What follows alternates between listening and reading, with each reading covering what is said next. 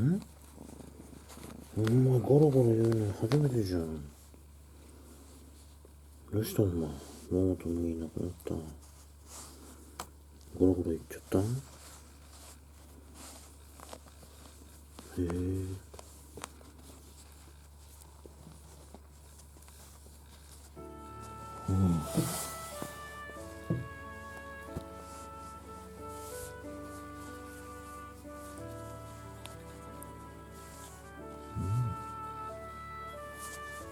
寂しいだろうな。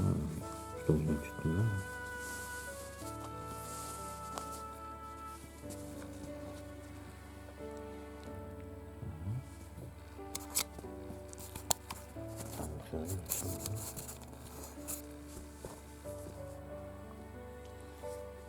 花子さんに可愛がってもらえ。花子さんって。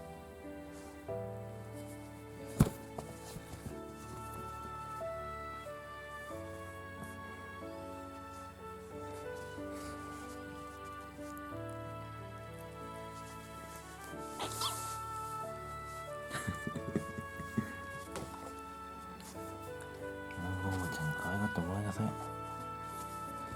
ダメか。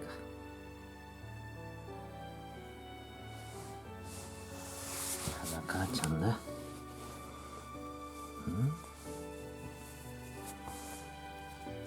お母ちゃんって。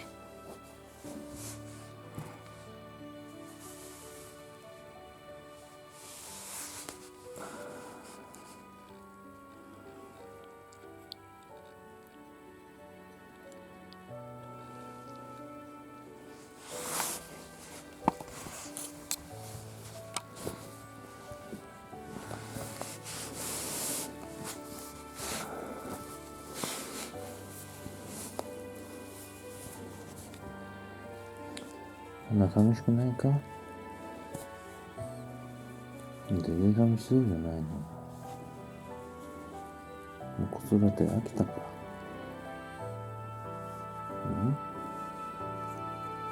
次は厳しいっすよね。